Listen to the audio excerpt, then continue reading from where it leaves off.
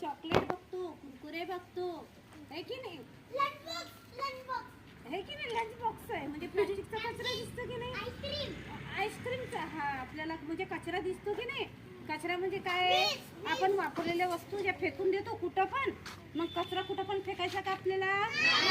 कचरा कुठे टाकायचं असते? हे की नाही? डस्टबिन मध्ये टाकायचं की नाही? मग डस्टबिन मध्ये टाकताना आपण सगळे कचरे एकाच डस्टबिन मध्ये टाकायचे का? कसं टाकायचं मग? वेगवेगळ्या प्रकारचं. जे उत्तर दिले कोणी शिकवले विचारा त्यांना. ते आहेत आता मॅडम आहे, सर आहे, तेवढे मोटिवेट करणारे असल्या ते तेव्हाच बरोबर पोपटासारखं बोलतात ना त्यांना. न्यूज घेणार आहे ना मी, मग आमच्या शाळेची मुलं ट्रेन आहेत मला लक्षात आलं असेल तर ते प्रश्न महत्वाचा आहे. चला तर तुम्हाला जे कचरे माहिती आहे बरोबर आहे की नाही? तुम्ही आता उत्तर दिली आहे. बरं सांगा बरं, कचऱ्याविषयी माहिती तुम्हाला कोणी दिलेली आहे? प्रिन्सिपल, टीचर आणि मॅडमनी तुम्हाला कचऱ्याविषयी तुम्हाला सगळी माहिती दिलेली आहे. मग आता मी तुम्हाला माहिती सांगणार आहे, ती पण माहिती ऐकायची आणि सरांची पण माहिती करायची. आता मला तुमची शाळा खूप स्वच्छ आणि छान सुंदर दिसली आहे की नाही? पण आता आपली शाळा केवळ छान आणि सुंदर करून चालेल का? तर आपली शाळा आपल्याला हिरवीगार बनवायची आहे की नाही? पावसाळ्यात बघा सगळीकडे हिरवं हिरवं दिसते तर किती छान छान दिसते की नाही?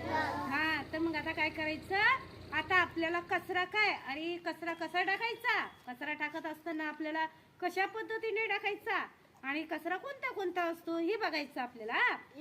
कचऱ्याचा प्रवास कसा असतो, त्याची जर्नी कशी असते हे की नाही? आता आपण लहानाचं मोठं होतो, आपण शिक्षण घेतो, आपण कॉलेजला शाळेत जातो, शाळेतून कॉलेजला जातो हे की नाही?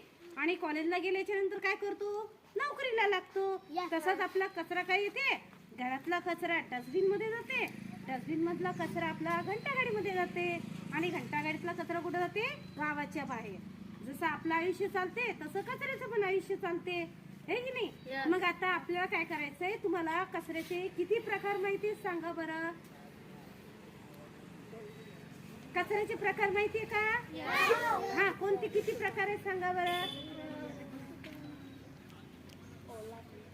किती आहे? म्हणजे तुम्हाला सगळ्याला दोन प्रकार माहिती आहे, ओला कचरा आणि सुका कचरा. मग आता आपले कचऱ्याचे प्रकार 4 आहेत. म्हणजे बघा माझं 50% काम कमी झालं की तुम्हाला 2 प्रकार माहिती आहेत. आता तुम्हाला फक्त 2 प्रकार शिकवायचे.